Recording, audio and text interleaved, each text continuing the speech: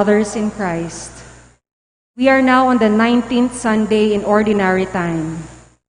In today's Holy Mass, we include in our prayers the following intentions. For our safety against the COVID-19 pandemic, for the speedy recovery and complete healing of all those affected by this coronavirus, for the eternal repose of all those who died because of this pandemic, for the safety of all our frontliners, for the thanksgiving of the Christian family movement, Estelita Tayag and family, Amor and Violi Espiritu and family, Ron and Tech Ocampo and family, Jun Morales, Lydia Lacap, Angie Bautista, Christine Avon Espiritu Sanchez, Mario Mila Hernandez and family.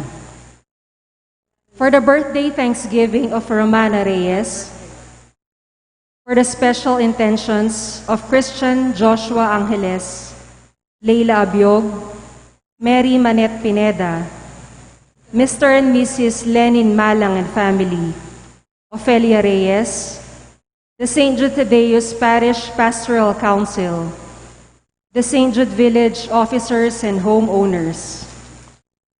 For the speedy recovery, safety, good health, and complete healing of Jesus Simbol, Pedro Arce, Robert and Mercy Abara, Noel Santos, Rodolfo Rosario, Rida Tiglao Pineda, Teresita Bondok, Alan Guzman, Keith Adams, Richard Cabalya, Nilo Udan, Jose Mercado, Remedios Castro, Paz Suing, Juanito Simon, Erica May Pulusan, Merla Mangalus, Annalyn Ocampo, Gloria Manalili, and all our sick relatives and friends.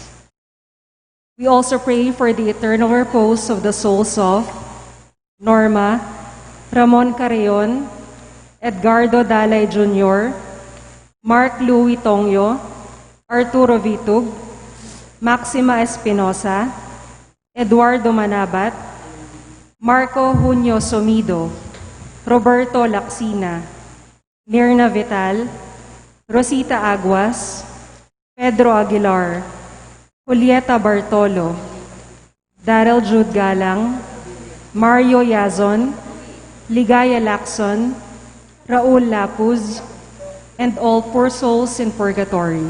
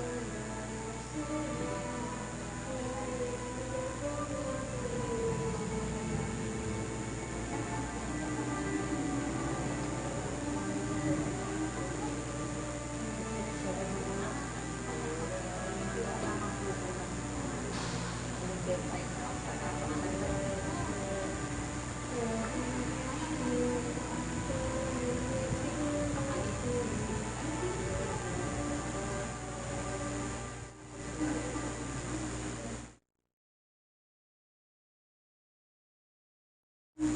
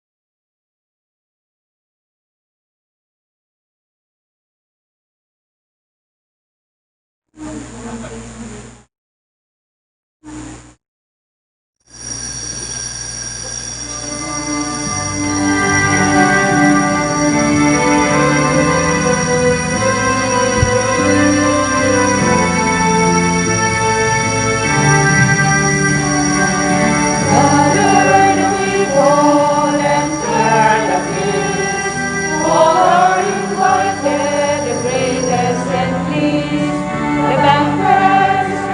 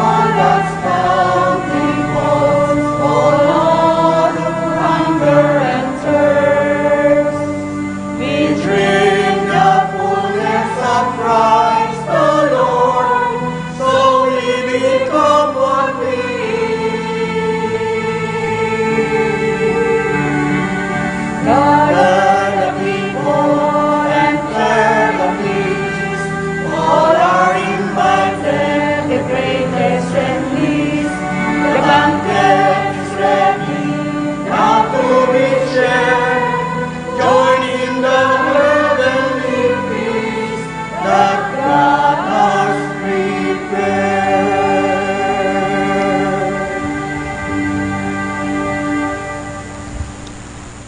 As one family, let us begin our celebration with our act of faith. In the name of the Father, and of the Son, and of the Holy Spirit. Amen. The grace of our Lord Jesus Christ, and the love of God, and the communion of the Holy Spirit be with you all. And with your spirit. My dear friends, coming together as God's family with confidence, let us ask the Father's forgiveness, for He is full of gentleness and compassion.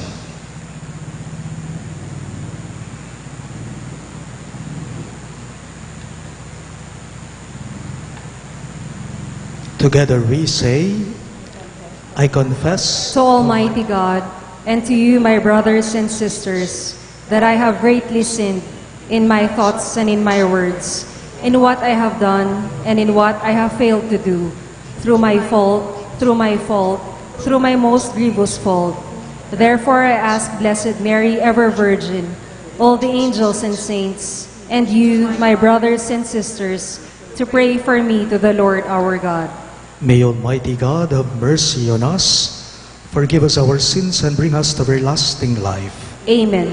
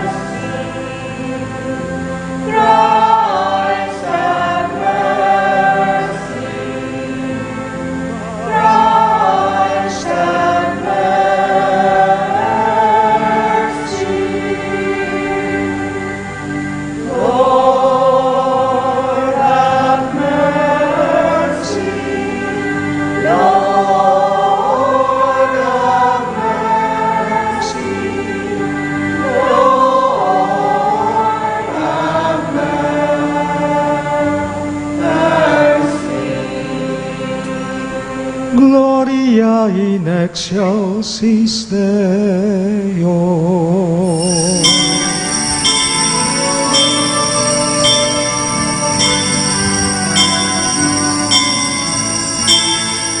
Glory to God in the highest, and peace to His people on earth. Lord God, heavenly King, Almighty God and Father, we worship you, we give you thanks, we praise you for your glory. Lord Jesus Christ, only Son of the Father, Lord God, Lamb of God, you take away the sins of the world. Have mercy on us. You are seated at the right hand of the Father. Receive our prayer. For you alone are the Holy One. You alone are the Lord, the Most High Jesus Christ, in the Holy Spirit, in the glory of God the Father. Amen. Amen. Amen.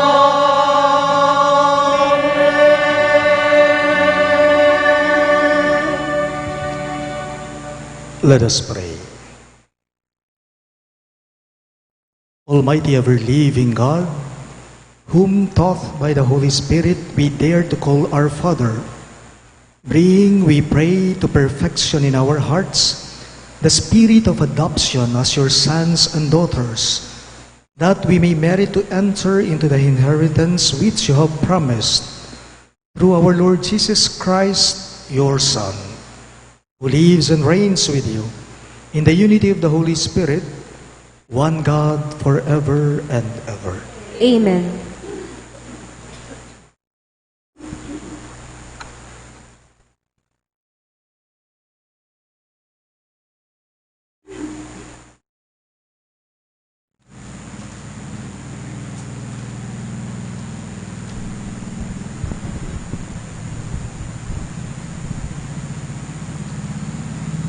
A reading from the first book of Kings.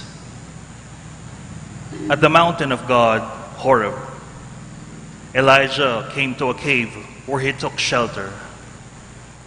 Then the Lord said to him, "Go outside and stand on the mountain before the Lord. The Lord will be passing by."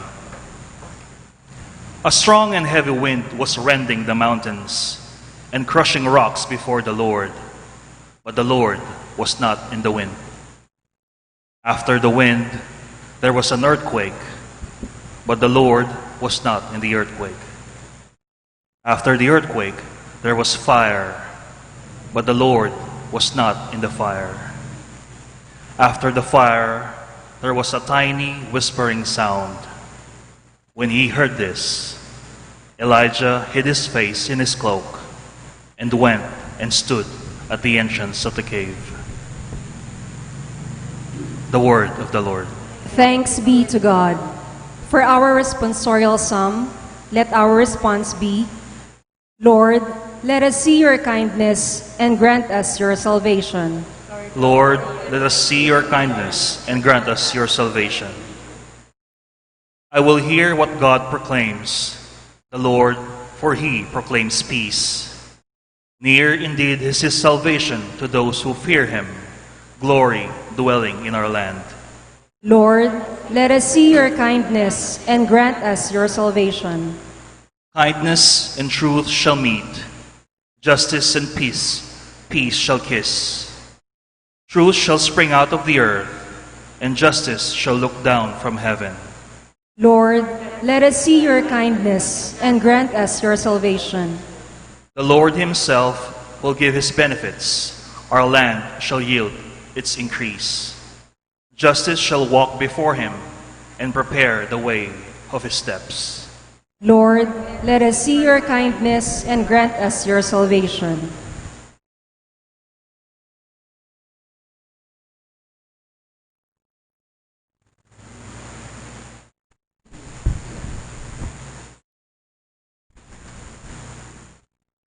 A reading from the letter of St. Paul to the Romans. Brothers and sisters, I speak the truth in Christ. I do not lie. My conscience joins with the Holy Spirit in bearing me witness that I have great sorrow and constant anguish in my heart. For I could wish that I myself were accursed and cut off from Christ for the sake of my own people, my kindred, according to the flesh. They are Israelites. Theirs the adoption, the glory, the covenants, the giving of the law, the worship, and the promises. Theirs the patriarchs, and from them, according to the flesh, is the Christ, who is over all, God blessed forever. Amen. The word of the Lord. Thanks be to God.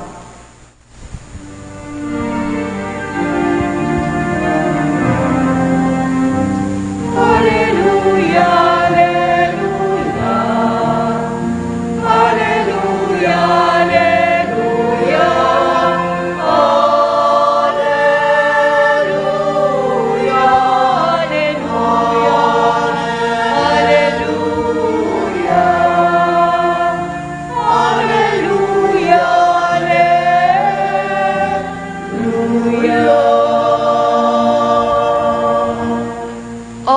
together.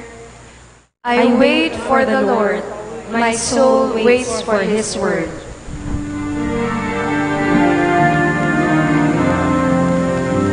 Hallelujah, hallelujah, hallelujah, hallelujah, hallelujah,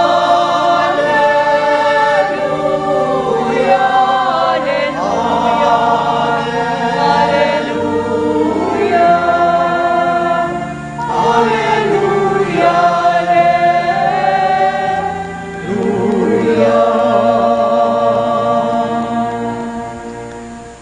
The Lord be with you. And with your spirit. A reading from the Holy Gospel according to Saint Matthew. Glory to you, O Lord.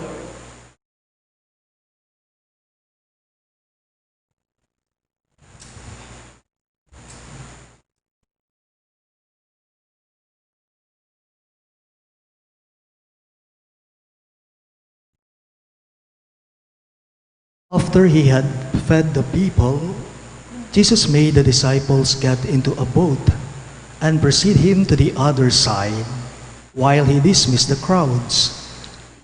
After doing so, he went up on the mountain by himself to pray. When it was evening, he was there alone. Meanwhile, the boat, already a few miles offshore, was being tossed about by the waves, for the wind was against it. During the fourth watch of the night, he came toward them walking on the sea. When the disciples saw him walking on the sea, they were terrified. "It is a ghost," they said, and they cried out in fear. At once Jesus spoke to them. "Take courage, it is I, do not be afraid." Peter said to him in reply, "Lord, if it is you, command me to come to you on the water." He said, "Come." Peter got out of the boat and began to walk on the water toward Jesus. But when he saw how strong the wind was, he became frightened, and beginning to sink, he cried out, "Lord, save me." Immediately Jesus stretched out his hand and caught Peter and said to him, "O you of little faith, why did you doubt?" After they got into the boat, the wind died down. Those who were in the boat did him homage, saying, "Indeed, you are the Son of God." Sisters and brothers in Christ, the good news of our salvation. Praise to you, Lord Jesus Christ.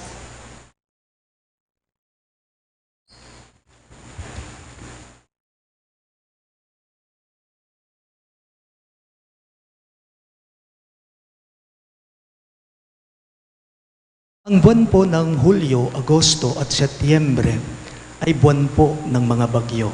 Alam natin yan. Itong 3 buwan magkakasunod-sunod, buwan ng habagat. Gaya ngayon ang nangyayari at nararanasan natin. Ngayong typhoon season na naman, wala po tayong ipinagkaiba sa naging karanasan ng mga alagad ni Jesus sa ating ebanghelyo ngayong linggo. Ito po ang eksena. Inabutan daw ng bagyo ang mga alagad ni Kristo habang naglalayag sila. Anong nangyari sa kanila? Natakot sila. Nanganib ang mga buhay nila. Marahil sa mga oras na yon, iniisip ng mga alagad na ito na kamatayan na nila, katapusan na nila. Parang tayo din po ito. Ang kwento sa ating ebanghelyo sa naging karanasan ng mga disipulo ni Kristo, karanasan din natin ito. Halimbawa, may ibinabalitang paparating na super typhoon. Gino ko nga pong datang-tanang ang nervyos. Wala na tayong hinto sa kakadasal.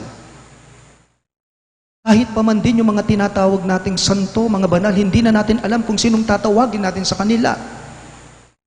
Pansinin po ninyo sa ating pagbasa, Nakakita daw po ng multo ang mga alagad ni Kristo sa kasagsagan ng bagyo. Pero nakakapagtaka lang po. Nakakita sila ng multo sa kasagsagan ng bagyo, pero hindi nila nakilala na si Kristo pala ang sumasaklolo sa kanila. Totoo. Totoo. Panginoon ko, Maestro, Maestro. Ito ang tawag nila sa Kanya, kay Jesus. Ito ang tawag ng mga alagad niya sa Kanya kapag nasa panatag na sitwasyon sila. Pero, nag-iiba. Itong tawag na Maestro sa Kanya, nagiging multo. Ang tingin pala nila sa Kanya, kapag nasa delikadong sitwasyon na sila, totoo nga naman po. Minsan nabanggit ko na sa inyo, yan mang pangalan mo, nakakalimutan mo, kapag ka nababalot ka na o kinakain ka na ng takot at kilabot sa buhay mo. Takot ang unang sumisira sa panatag na kalooban ng isang tao. Takot ang unang sumisira sa tao. Balikan lang po natin ang ating pagbasa. Natakot ang mga alagad ni Jesus hindi dahil sa nakakita sila ng multo. Hindi. Kundi, nakakita sila ng multo. Bakit? Dahil natakot sila.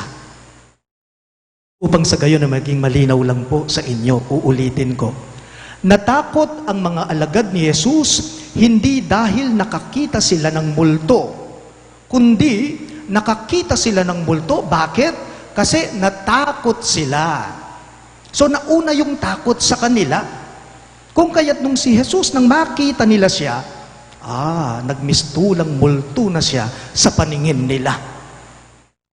Takot nga naman po ang unang sumisira sa panatag na kalooban ng isang tao. Kapag ka natatakot ka, dumidilim ang iyong pagkatao. Kapag ka natatakot ka, yan mang kayang gawin mo, nakakalimutan mo. Kung kaya't pati sa paningin mo, ang Panginoong Jesucristo, napagkakamalang isang multo.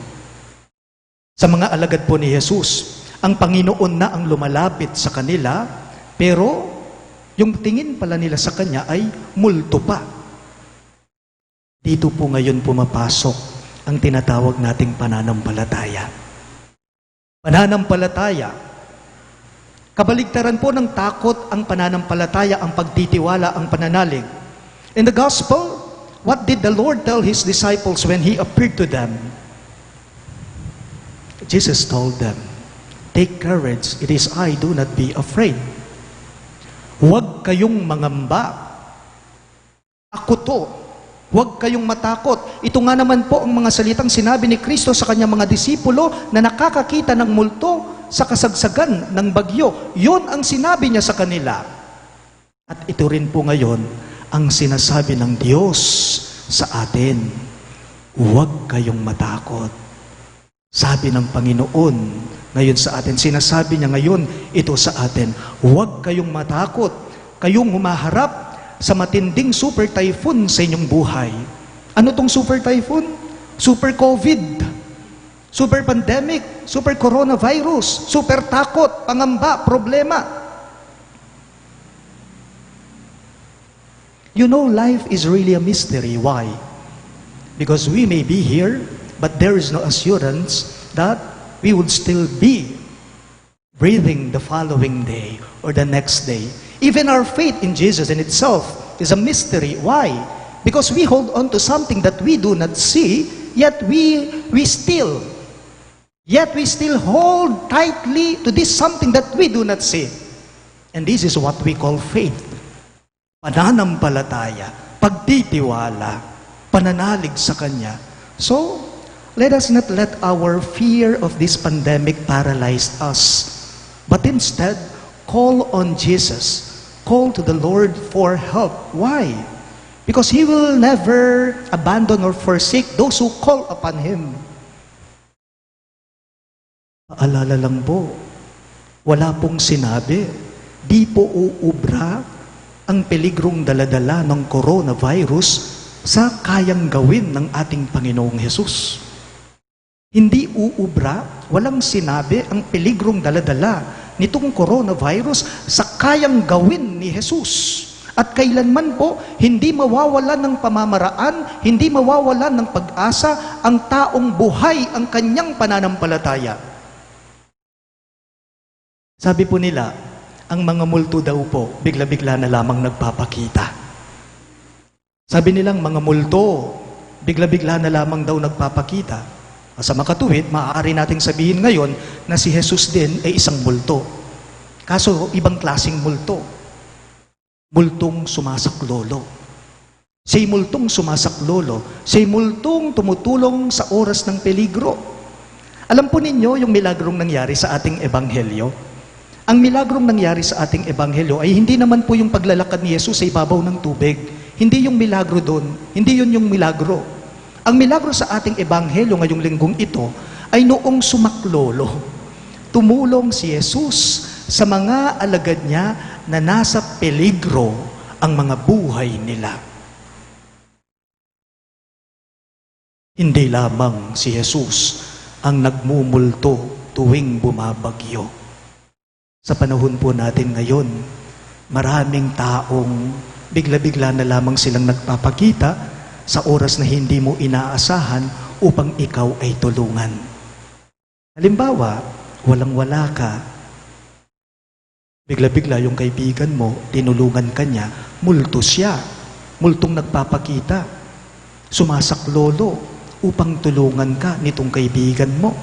O kaya naman, sagad na sagad ka, kailangan mo ng pera, biglang tinalungan ka ng kamag-anak mo, o ng kapatid mo, o ng miyembro ng pamilya. Multo siya na nagpapakita sa hindi inaasahan, bigla-bigla kanyang tinutulungan. Sa panahon natin ngayon, maraming multo. Mga medical frontliners na lamang po natin. Bakit?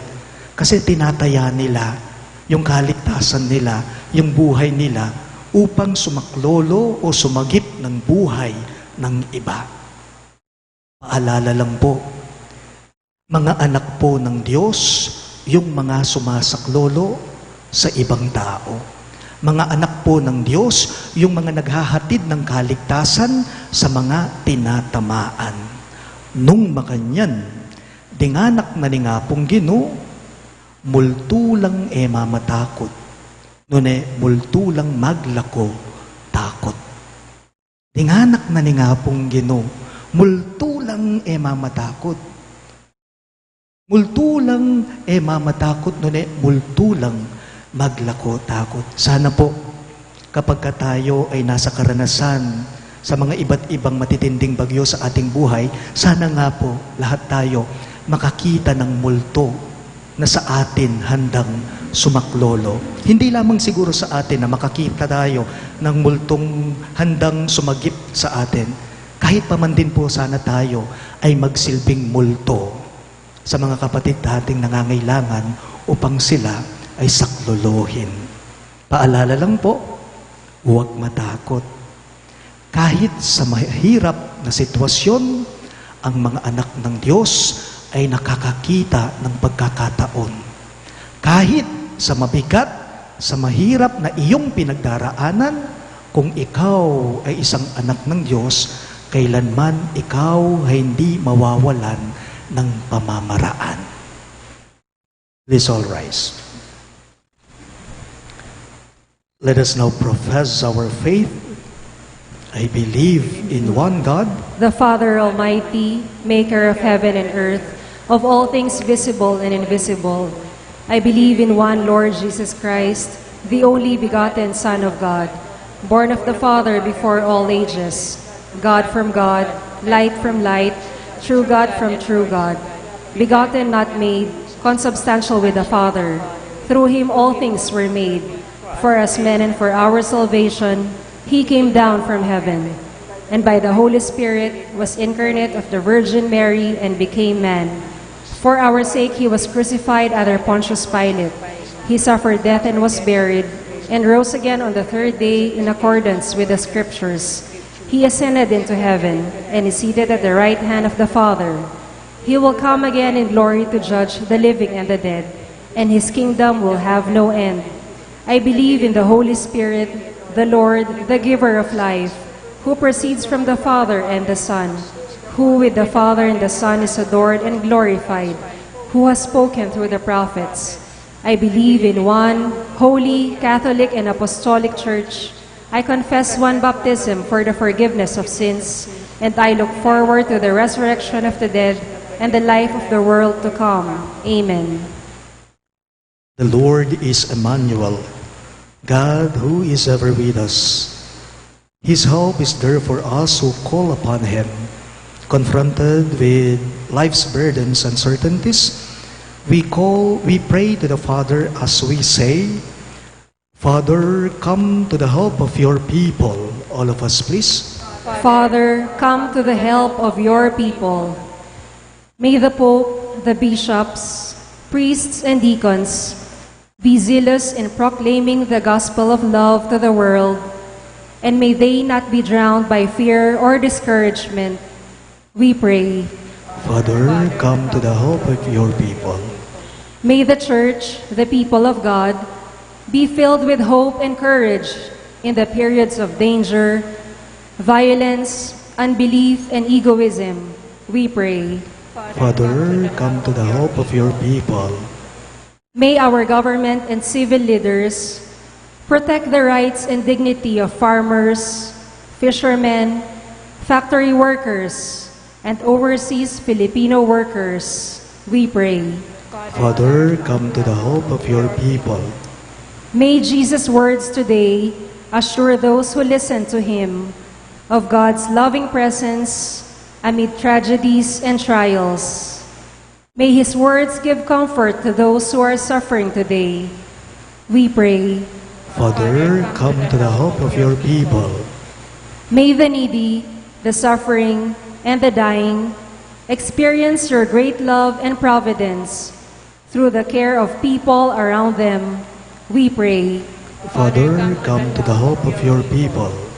We include in our prayers the following intentions: for our safety against the COVID-19 pandemic, for the speedy recovery and complete healing of all those affected by this coronavirus, for the eternal repose of all those who died because of this pandemic, for the safety of all our frontliners, for the thanksgiving of the Christian family movement, Estelita Tayag and family, Amor and Violi Espiritu and family, Ron and Techo Campo and family, Jun Morales, Lydia Lacap, Angie Bautista, Mario Mila Hernandez and family, Christian Avon Espiritu Sanchez. For the birthday thanksgiving of Romana Reyes, for the special intentions of Christian Joshua Angeles, Leila Abiog, Mary Manette Pineda, Mr. and Mrs. Lenin Malang and family, Ofelia Reyes, the St. Jude Thaddeus Parish Pastoral Council, the St. Jude Village officers and homeowners, Jose Dexter Manabat, Joshua and Jonelle Pamintuan, Nora Chopenko.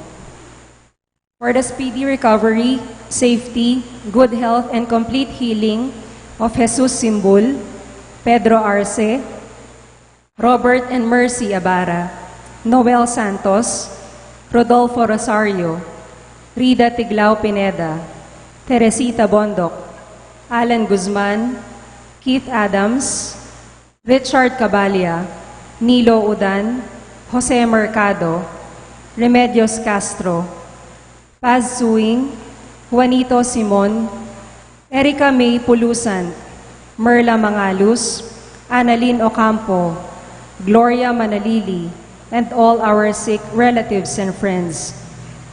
We pray for the eternal repose of the souls of Norma, Ramon Carrion, Edgardo Dalay Jr., Mark Louis Tongyo, Arturo Vitug, Maxima Espinosa, Eduardo Manabat, Marco Junio Somido, Roberto Lacsina, Mirna Vital, Rosina Aguas, Pedro Aguilar, Julieta Bartolo, Daryl Jude Galang, Mario Yazon, Ligaya Lacson, Raul Lapuz, and all souls in purgatory.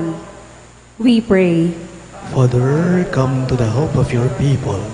Let us now pray for our personal intentions. Heavenly Father, in the face of life's difficulties, we raise our hands to you. Reach out to us, help our unbelief, and make us your true disciples. We ask this through Christ our Lord. Amen.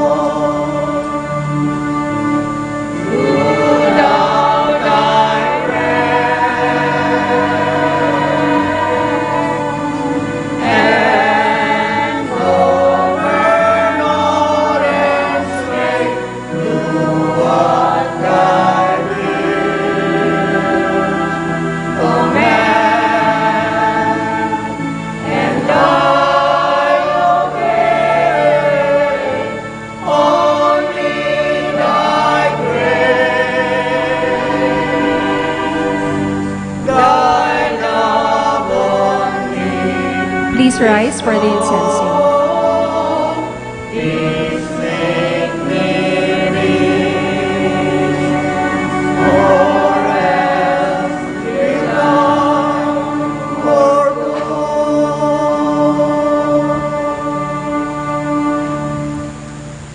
Pray, my dear friends, that my and your sacrifice may be acceptable to God, the Almighty Father. May the Lord accept the sacrifice at your hands for the praise and glory of his name, for our good and the good of all his holy church. Be pleased, O Lord, to accept the offerings of your church, for in your mercy you have given them to be offered, and by your power you transform them into the mystery of our salvation. We ask this through Christ our Lord. Amen. The Lord be with you. And with your spirit, Lift up your hearts. we lift them up to the Lord. Let us give thanks to the Lord our God. It is right and just. It is truly right and just, our duty and our salvation, always and everywhere to give you thanks, Lord, Holy Father, Almighty and Eternal God.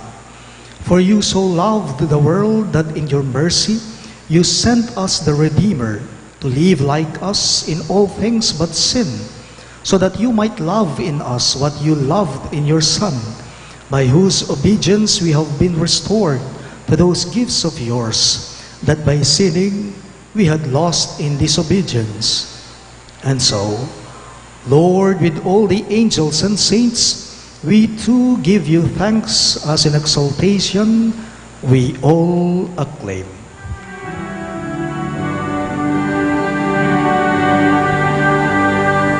Holy, holy, holy, Lord God of hosts. Heaven and earth are full of your glory, full of your glory. Hosanna in the highest, Hosanna in the highest. Blessed is he who comes in the name of the Lord. Hosanna in the highest, Hosanna in the highest, Hosanna in the highest, Hosanna in the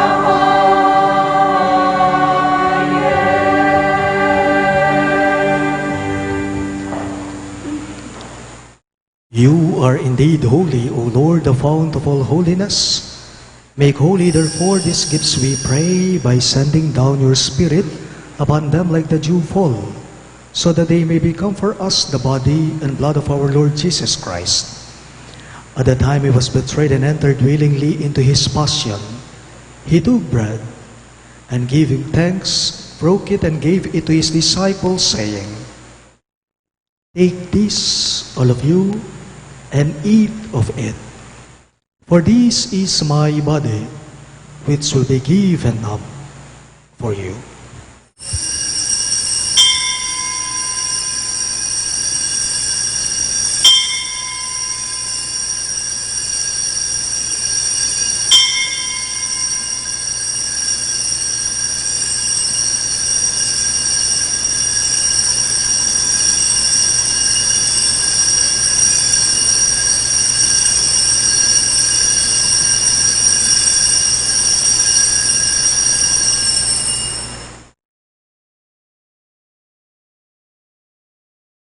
In a similar way, when supper was ended, he took the chalice, and once more giving thanks, he gave it to his disciples, saying, "Take this, all of you, and drink from it.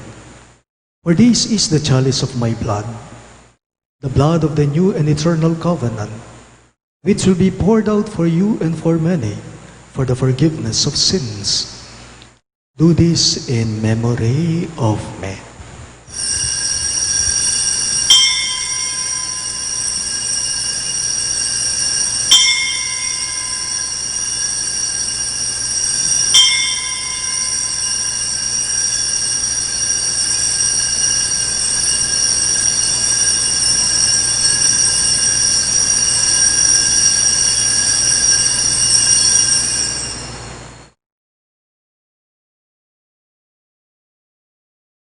The mystery of faith.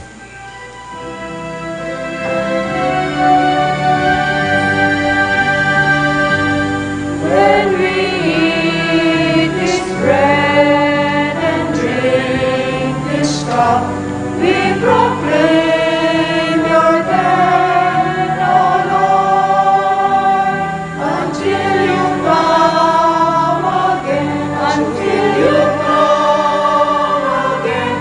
We proclaim your death, O Lord.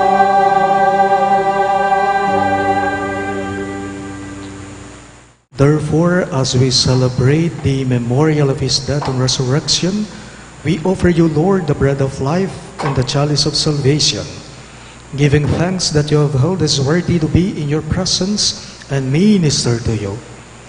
Humbly we pray that partaking of the body and blood of Christ, we may be gathered into one by the Holy Spirit.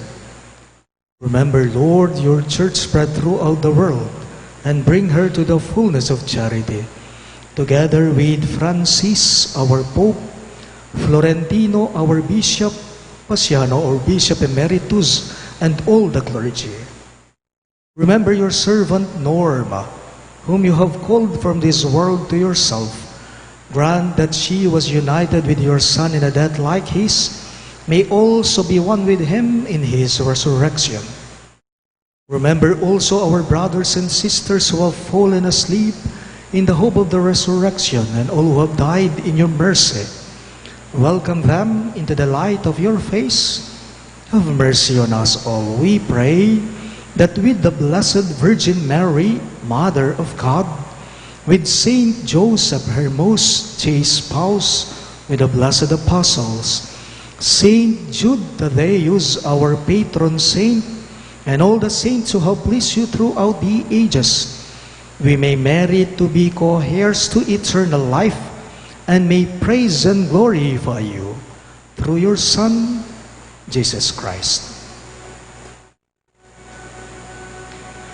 Through him, with him, and in him, in the unity of the Holy Spirit, all glory and honor is yours, Almighty Father, forever and ever.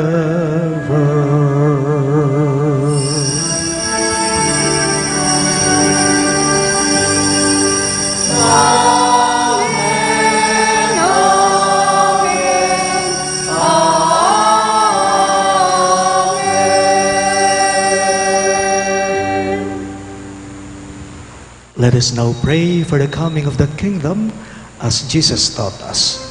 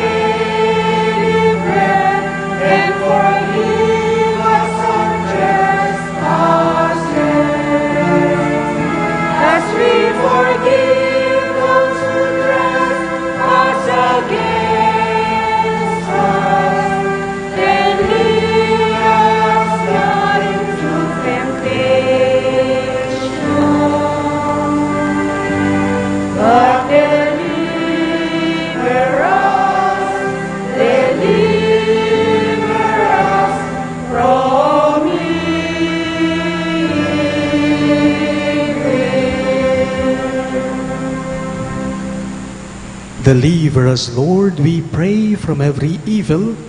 Graciously grant peace in our days, that by the hope of your mercy, we may be always free from sin and safe from all distress, as we await the blessed hope and the coming of our Savior, Jesus Christ. For the kingdom, the power, and the glory are yours, now and forever.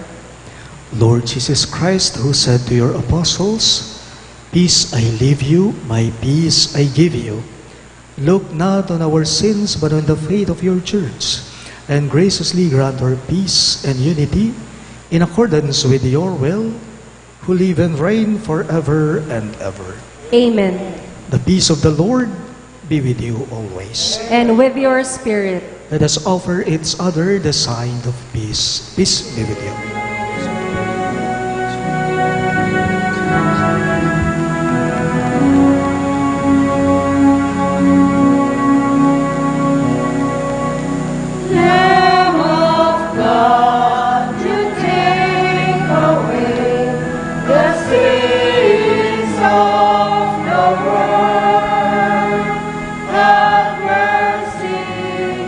Have mercy on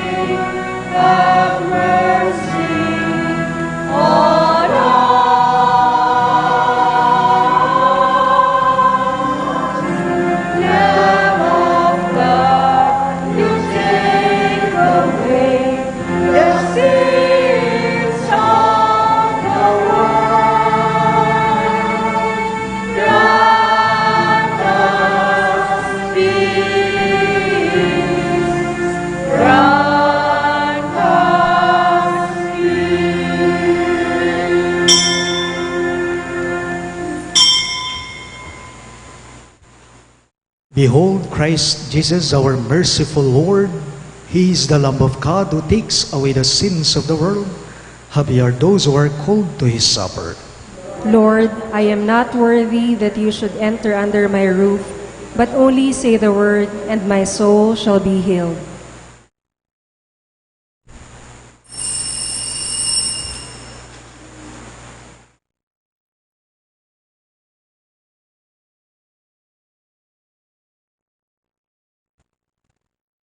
The body of Christ.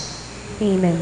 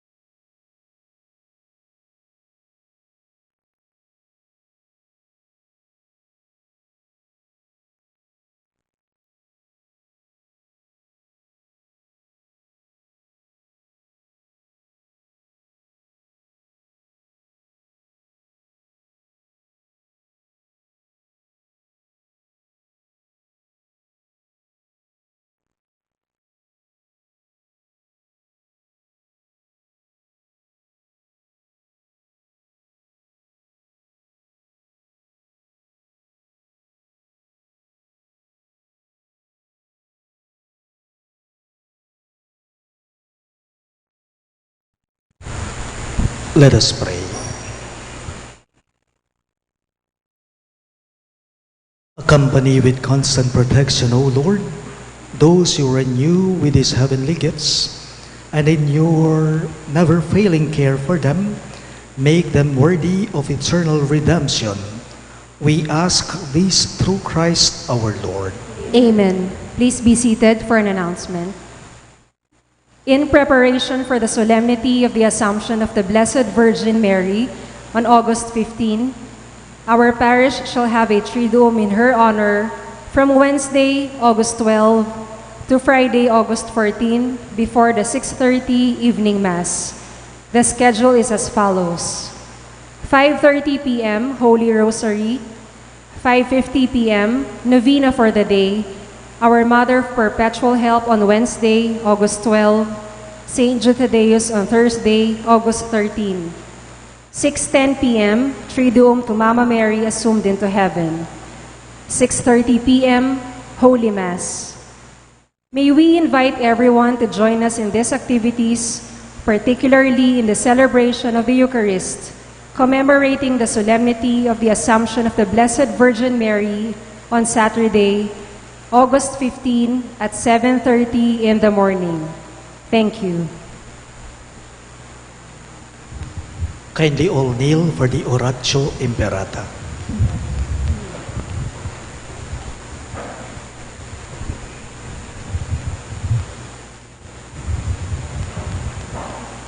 Let us pray.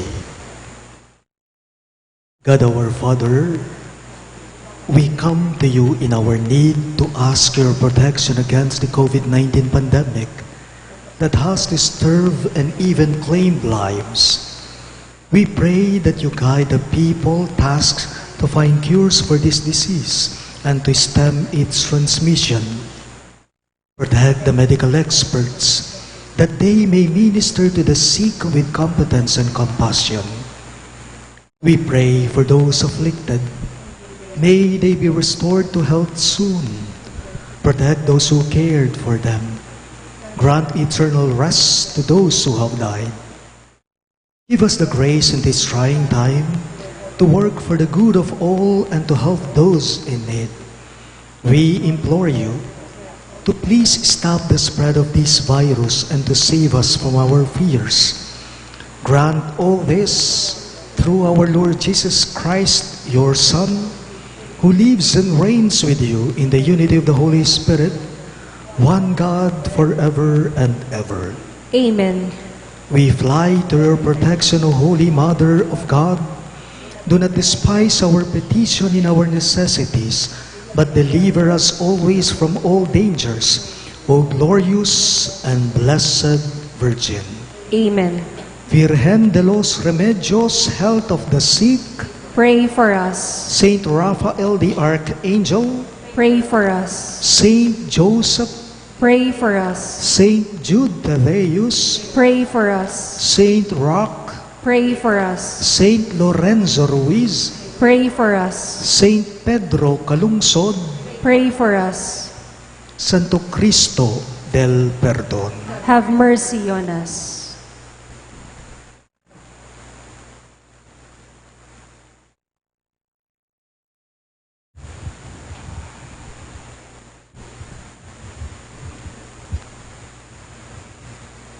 The Lord be with you. And with your spirit.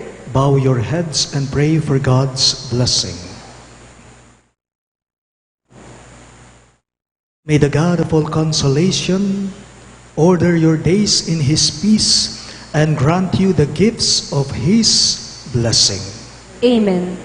May He free you always from every distress and confirm your hearts in His love. Amen. So that on this life's journey, you may be effective in good works, rich in the gifts of hope, faith, and charity, and may come happily to eternal life. Amen. And may the Almighty God bless you, the Father, and the Son, and the Holy Spirit. Amen. The Mass is ended, and our mission begins. Thanks be to God.